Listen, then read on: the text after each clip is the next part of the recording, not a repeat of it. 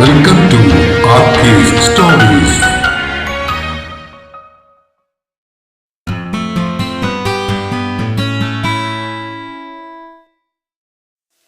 പ്രിയ പ്രണയിനി ഭാഗം 50. രചനയും അവതരണവും രഘുദാസ് കാട്ടുങ്കൽ. കവലയിൽ അരങ്ങേറിയ അപ്രതീക്ഷിതമായ തിരിച്ചടി കണ്ട് SP വെങ്കടേഷും സംഘവും ഒരു നിമിഷം സ്തംഭിച്ചു പോയിരുന്നു. എന്നാൽ കാര്യങ്ങൾ കൈവിട്ടു പോകുമെന്ന് മനസ്സിലായതോടെ പോലീസ് ഉണർന്നു പ്രവർത്തിച്ചു.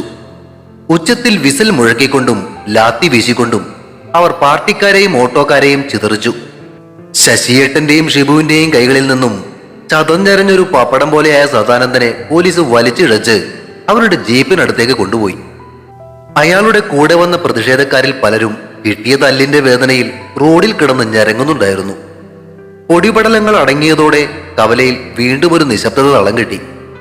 വിശ്വന്റെ നെഞ്ചിൽ മുഖമൊളിപ്പിച്ച് നിന്നിരുന്ന രശ്മിക ബഹളങ്ങൾ അടങ്ങിയെന്ന് അറിഞ്ഞപ്പോ മെല്ലെ തല ഉയർത്തി. അവളുടെ കണ്ണുകൾ നിറഞ്ഞൊഴുകുന്നുണ്ടായിരുന്നു. വിശ്വൻ അവളുടെ തോളിൽ ആശ്വാസത്തോടെ അമർത്തി പിടിച്ചു. പേടിക്കണ്ട, ഇയാളുടെ അമ്മയെ ആരും ഒന്നും ചെയ്യില്ല കേട്ടോ.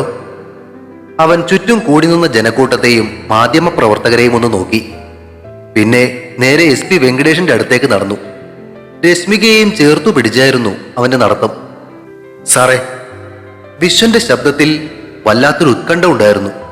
ഇനി ഒരു നിമിഷം പോലും വൈകിക്കാൻ പാടില്ല. സാറും കേട്ടല്ലോ, ഇവരുടെ അമ്മയുടെ ജീവൻ അപകടത്തിലാണ്. സദാനന്ദന്റെ ഗുണ്ടകൾ ആ പാവം സ്ത്രീയെ അവരുടെ തടവിലാക്കിയിരിക്കുകയാണ്. SP വെങ്കടേഷിന്റെ മുഖം വലിഞ്ഞു മുറുകി.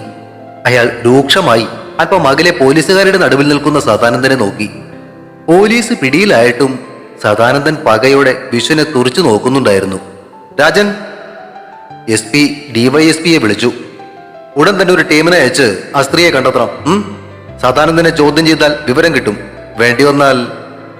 അയാൾ വാചകം പൂർത്തിയാക്കിയില്ലെങ്കിലും അതിന്റെ അർത്ഥം രഞ്ജന് മനസ്സിലായി. Yes sir. രഞ്ജൻ സല്യൂട്ട് ചെയ്ത് സദാനന്ദനെ നിർത്തിയിരുന്നിടത്തേക്ക് ഓടി. വിശ്വൻ ദേവന് നേരെ തിരിഞ്ഞു. ദേവാ, ബാക്കി കാര്യങ്ങൾ നീ നോക്കണം. സുധീഷിനോടും പ്രദീപിനോടും പിള്ളേരെയും കൂട്ടി പാർട്ടി ഓഫീസിന് ചുറ്റും നിൽക്കാൻ പറ. ഇനി ആരും മുകളിലേക്ക് കയറി വന്ന് പ്രശ്നങ്ങൾ ഉണ്ടാക്കരുത്. ദേവൻ തലകുലുക്കി. അവൻ സുധീഷിനും പ്രദീപിനും നിർദ്ദേശങ്ങൾ നൽകാൻ തുടങ്ങിയപ്പോ വിശ്വൻ വീണ്ടും രശ്മികയുടെ നേർക്ക് തിരിഞ്ഞു. വാ, നമുക്ക് പോവാം. ഇനി ലോകം സത്യമറിയേണ്ട സമയമാണ്. അവൻ മുന്നോട്ട് നടന്നു, പാർട്ടി ഓഫീസിലേക്കുള്ള പടികൾക്കടുത്തേക്ക്. അതുവരെ അവനെ സംശയത്തോടെ നോക്കി നിന്ന ജനക്കൂട്ടം ഒരു രാജാവിനെ പോലെ നടന്നു നീങ്ങുന്ന അവന് വേണ്ടി ബഹുമാനത്തോടെ വഴിമാറിക്കൊടുത്തു. വിശ്വന്റെ തൊട്ടു പിന്നിലായി കണ്ണുനീരുണങ്ങിയ മുഖത്തോടെ, എന്നാൽ അവന്റെ സാമീപ്യം നൽകിയ ധൈര്യത്തോടെ രശ്മികയും നടന്നു. അവരുടെ പിന്നാലെ ശാരദാമ്മയുടെ തോളിലിരുന്ന് കിച്ചുവും കൂടെ ഭാരതി ചേച്ചിയും ആ പടികൾ കയറി. അടി തുടങ്ങിയപ്പോ താഴേക്ക് വന്നിരുന്ന മാധ്യമ പ്രവർത്തകർ വീണ്ടും ക്യാമറകളുമായി അവർക്കു പിന്നാലെ കയറി. ആ സമയം 2 പോലീസ് ജീപ്പുകൾ രശ്മികയുടെ അച്ഛൻ സുരേന്ദ്രനെയും കൂട്ടി അവരുടെ വീട്ടിലേക്ക് യാത്ര തിരിക്കുകയായിരുന്നു. പാർട്ടി ഓഫീസിന്റെ മുകളിലത്തെ നിലയിലെ തുറസായ ഹാളിൽ പത്രസമ്മേളനത്തിനുള്ള ക്രമീകരണങ്ങൾ നേരത്തെ തന്നെ ഒരുക്കിയിരുന്നു. ഒരു വലിയ മേശയ്ക്ക് മുകളിൽ മൈക്കുകൾ നിരത്തി വെച്ചിരിക്കുന്നു. വിശ്വൻ ചെന്ന് അതിന്റെ മധ്യത്തിലുള്ള കസേരയിലേക്ക് ഇരുന്നു. അവൻ തന്റെ ഇടതുവശത്തുള്ള കസേരയിലേക്ക് ചൂണ്ടിക്കൊണ്ട് രശ്മികയോട് ഇരിക്കാൻ ആവശ്യപ്പെട്ടു. ഒരു നിമിഷം അവളൊന്നും മടിച്ചു. നിരന്നിരിക്കുന്ന ക്യാമറ കണ്ണുകൾ, കേരളത്തിലെ പ്രധാന മാധ്യമങ്ങളുടെയെല്ലാം റിപ്പോർട്ടേഴ്സ്, പാർട്ടി ഓഫീസിന് പുറത്തുള്ള വരാന്തയിൽ തിങ്ങി നിറഞ്ഞ പാർട്ടിക്കാരും ജനങ്ങളും. ഇതെല്ലാം കണ്ട് അവളുടെ കാലുകൾ വിറച്ചു. എന്നാൽ വിശ്വൻ അവളുടെ കയ്യിൽ മെല്ലെ ഒന്ന് തൊട്ടു. ആ സ്പർശനം അവളിൽ ചോർന്നുപോയ ധൈര്യം തിരികെ നിറച്ചതോടെ അവൾ ആ കസേരയിലേക്ക് ഇരുന്നു. വിശ്വൻ തന്റെ കസേര അല്പം കൂടി മുന്നിലേക്ക് വലിച്ചു വെച്ചു. താഴെ കവലയിൽ തിങ്ങി നിറഞ്ഞ ജനക്കൂട്ടം ശ്വാസം അടക്കി പിടിച്ചുകൊണ്ട് കരുണേട്ടന്റെ ഹോട്ടലിലുള്ള TVക്ക് മുന്നിൽ നിൽപ്പുറപ്പിച്ചു. പ്രിയപ്പെട്ടവരെ, വിശ്വന്റെ ഘനഗംഭീരമായ ശബ്ദം സ്പീക്കറിലൂടെ മുഴങ്ങി. കഴിഞ്ഞ കുറച്ച് ദിവസങ്ങളായി എന്നെയും എന്റെ പാർട്ടിയെയും, എന്തിന് ഈ കൊറ്റങ്കാവിനെ തന്നെ പിടിച്ചുകുലുക്കിയ ചില അസത്യങ്ങളുടെയും ഗൂഢാലോചനകളുടെയും ചുരുളഴിക്കാൻ വേണ്ടിയാണ് ഈ പത്രസമ്മേളനം. അവൻ ഒരു നിമിഷം നിർത്തി രശ്മികയെ ഒന്ന് നോക്കി. എനിക്കെതിരെ ഉയർന്ന ആരോപണങ്ങളുടെ സത്യാവസ്ഥ ആ പരാതി നൽകിയ രശ്മിക തന്നെ നിങ്ങളോട് പറയും. വിശ്വൻ തന്റെ മുന്നിലിരുന്ന മൈക്ക് മെല്ലെ രശ്മികയുടെ നേർക്ക് നീക്കിവെച്ചു. എല്ലാവരുടെയും ശ്രദ്ധ അവളുടെ നേരെ തിരിഞ്ഞു. അവൾ വിറയ്ക്കുന്ന കൈകളോടെ മൈക്കിൽ പിടിച്ചു. തൊണ്ട വരണ്ടുപോയിരുന്നു. വാക്കുകൾ പുറത്തു വരാതെ അവൾ സഹായത്തിനായി വിശ്വനെ നോക്കി. അവൻ കണ്ണുകൾ കൊണ്ട് ധൈര്യമായി പറയൂ എന്ന സന്ദേശം നൽകി. അവൾ ദീർഘമായി ഒന്ന് ശ്വാസമെടുത്ത് മുന്നിലിരിക്കുന്നവരെ നോക്കി. പിന്നെ വിറയ്ക്കുന്ന ശബ്ദത്തിൽ പറഞ്ഞു തുടങ്ങി. ഞാൻ രശ്മിക, ശ്രീനിലയത്തിലെ മരിച്ചുപോയ സജീവന്റെ ഭാര്യ. ക്യാമറകളുടെ നടുവിൽ ഇരുന്നു കൊണ്ട് വിറയ്ക്കുന്ന ചുണ്ടുകളോടെ രശ്മിക ആ സത്യം തുറന്നു പറഞ്ഞു. ഞാൻ ആഭ്യന്തരമന്ത്രിയായിരുന്ന വിശ്വം സാറിനെതിരെ കൊടുത്തിരുന്ന ആ പരാതി അത് പൂർണ്ണമായും വ്യാജമാണ്. ശ്രീനിലയത്തിലെ സജീവന്റെ അച്ഛൻ രാജേന്ദ്രനും പാർട്ടിയിലെ സദാനന്ദ സാറും കൂടി ഭീഷണിപ്പെടുത്തിയിട്ടാ എന്നെ കൊണ്ട് അത്തരത്തിലൊരു പരാതി നൽകിച്ചത്. എനിക്ക് വേറെ വഴിയില്ലായിരുന്നു.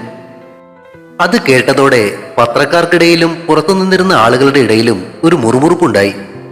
മുൻനിരയിലിരുന്ന മുതിർന്ന ഒരു മാധ്യമ പ്രവർത്തകൻ എഴുന്നേറ്റ് നിന്ന് ഒരു ചോദ്യം ചോദിച്ചു. മാഡം, നിങ്ങളെന്തോ പരാതി പറയാൻ വിഷ്ണു സാറിന്റെ വീട്ടിൽ വന്നപ്പോഴാണ് അദ്ദേഹം നിങ്ങളെ ഉപദ്രവിക്കാൻ ശ്രമിച്ചത് എന്നാണല്ലോ ആ പരാതിയിൽ പറഞ്ഞിരുന്നത്. യഥാർത്ഥത്തിൽ എന്തു പരാതി കൊടുക്കുവാൻ വേണ്ടിയായിരുന്നു നിങ്ങളെന്ന് വിഷ്ണു സാറിന്റെ വീട്ടിൽ വന്നത്? ആ ചോദ്യം രശ്മികയെ ഒന്നുലച്ചു. പഴയ മുറിവുകൾ കുത്തിപ്പോക്കുന്ന വേദന അവളുടെ മുഖത്ത് തെളിഞ്ഞു. അവൾ സംശയത്തോടെയും സഹായം അഭ്യർത്ഥിച്ചും അടുത്തിരിക്കുന്ന വിശ്വനൊന്ന് നോക്കി. വിശ്വൻ ഒട്ടും മടിക്കാതെ വീണ്ടും തലയാട്ടി അവൾക്കത് പറയാനുള്ള ധൈര്യം നൽകി.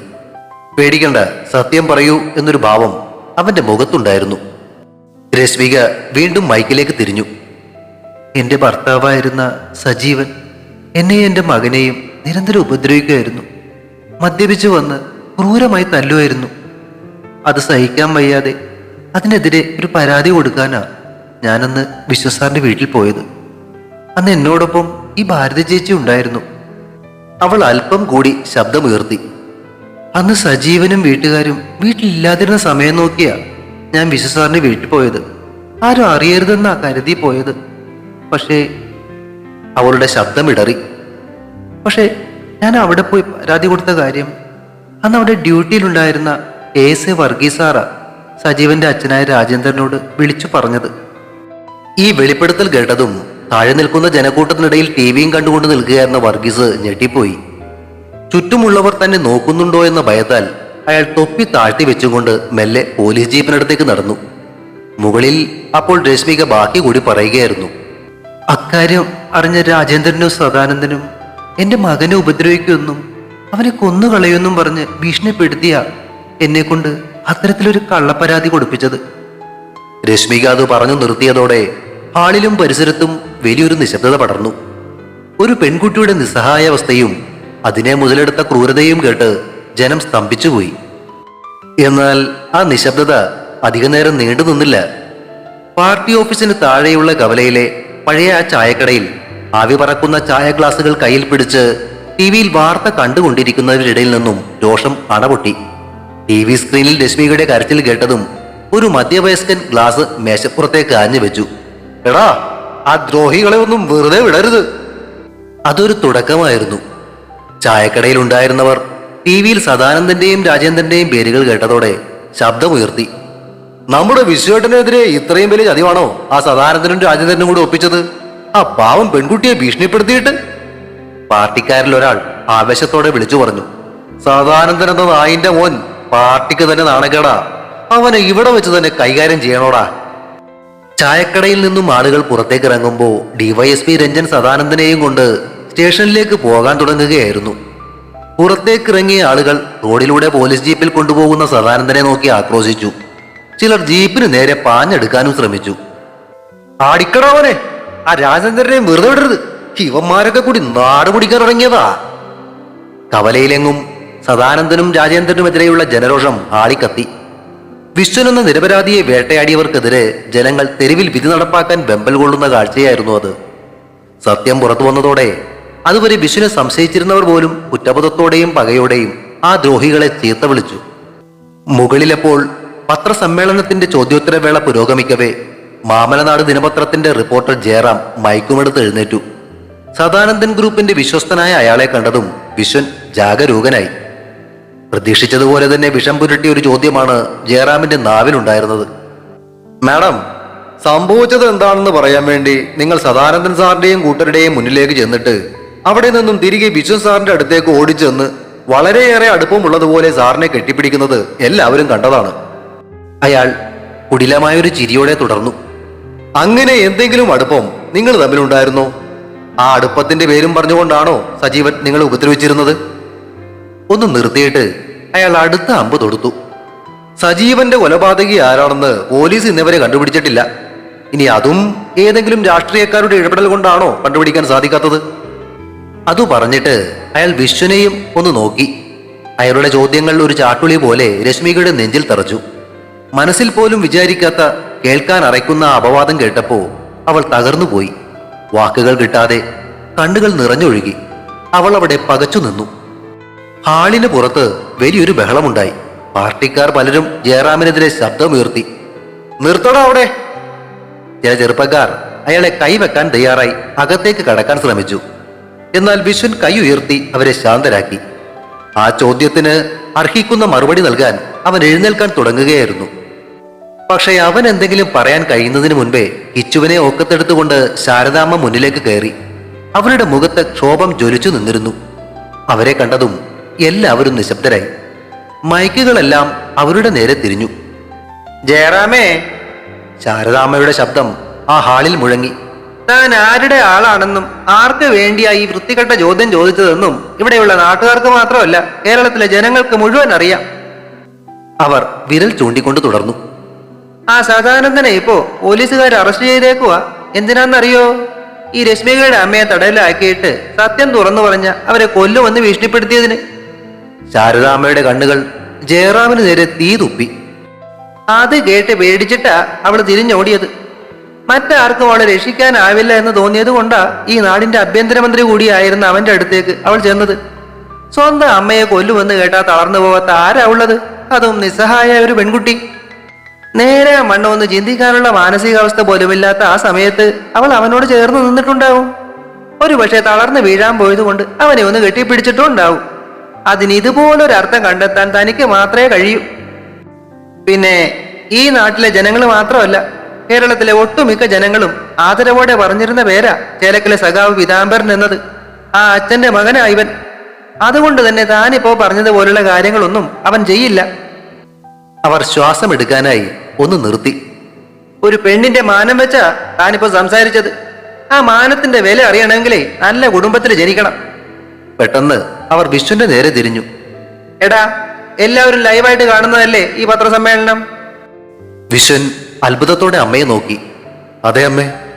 ആ, എന്നാ എല്ലാരും കേട്ടോ. ശാരദാമ്മ വീണ്ടും ജയറാമിന് നേരെ തിരിഞ്ഞു. ഇനി തന്റെ മഞ്ഞപ്പത്രത്തിലെ ആളുകളെ കോൾമേൽ കൊള്ളിക്കാൻ തനിക്ക് പറ്റിയത് എന്താന്ന് വെച്ചാ താൻ എഴുത്. കൂട്ടത്തിലെ ഇത് കൂടാൻ എഴുതിക്കോ. എല്ലാവരും നോക്കി നിൽക്കേ അവർ ഉറച്ച ശബ്ദത്തിൽ പ്രഖ്യാപിച്ചു. താൻ ഇപ്പോ ഛർദ്ദിച്ചത് മൂലം ആ കൊച്ചിനുണ്ടായ മാനക്കേടെ എന്റെ മോൻ തന്നെ അങ്ങ് തീർത്തോളും. അതോടെ ആൾ നിശബ്ദമായി പോയി.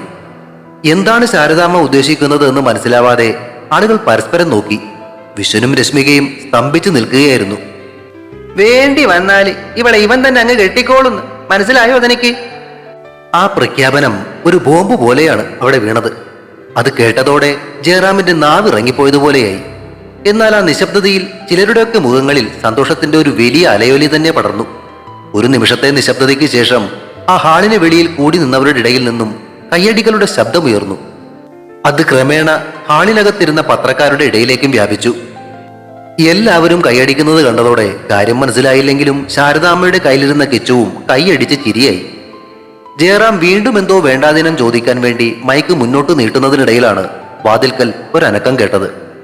ദേവനും അവന് പിന്നാലെ ഗൗരിയും വൈശാഖിയും ക്രിസ്റ്റിയും സെബാസ്റ്റ്യൻ സാറും കൂടി ആ പാർട്ടി ഓഫീസിലേക്ക് കയറി വന്നു. ദേവൻ ഉറച്ച ശബ്ദത്തിൽ വിളിച്ചു പറഞ്ഞു. സദാനന്ദൻ സാറിന്റെ ഗുണഗണങ്ങൾ പറയാൻ ഇനിയും ഉണ്ട് ജയറാം സാറേ. അത് പറയാനാ ആരികത്തെ വൈശാഖി വന്നിരിക്കുന്നത്. തൽക്കാലം ജയറാം സാർ അവിടെ ഇരിക്കെ. വൈശാഖിയും ക്രിസ്റ്റിയും കൂടി മൈക്കുകൾക്ക് മുന്നിലേക്ക് വന്നു. അതോടെ ക്യാമറകൾ അവർക്ക് നേരെ തിരിഞ്ഞു. തുറന്നു പറച്ചിലുകളുടെ ദിവസമായ ഇന്ന് ഇനി വൈശാഖിക്ക് പറയാനുള്ളത് എന്താണെന്ന് അറിയാനുള്ള ആകാംക്ഷയോടെ ജനങ്ങൾ ടിവിക്ക് മുന്നിലും പാർട്ടി ഓഫീസിന്റെ വരാന്തയിലും തിക്കിത്തിരക്കുമ്പോൾ ശാരദാമ്മ പറഞ്ഞു നിർത്തിയ വാക്കുകൾ ഉണർത്തിയ പകപ്പിലായിരുന്നു വിശ്വനും രശ്മികയും. തുടരും. പ്രിയ പ്രണയിനി അടുത്ത ഭാഗം ഉടൻ പ്രതീക്ഷിക്കുക. സബ്സ്ക്രൈബ് ചെയ്യാത്തവരുണ്ടെങ്കിൽ ദയവായി സബ്സ്ക്രൈബ് ചെയ്ത് സപ്പോർട്ട് ചെയ്യണേ. കഥയ്ക്ക് അഭിപ്രായങ്ങളും ലൈക്കുകളും ഹൈപ്പും ഒക്കെ നൽകുന്നതിനോടൊപ്പം തന്നെ കഥയുടെ ലിങ്ക് കഴിയുന്നവർക്കൊക്കെ ഒന്ന് ഷെയർ ചെയ്ത് കൂടി കൊടുത്തേക്കണേ. Thank you.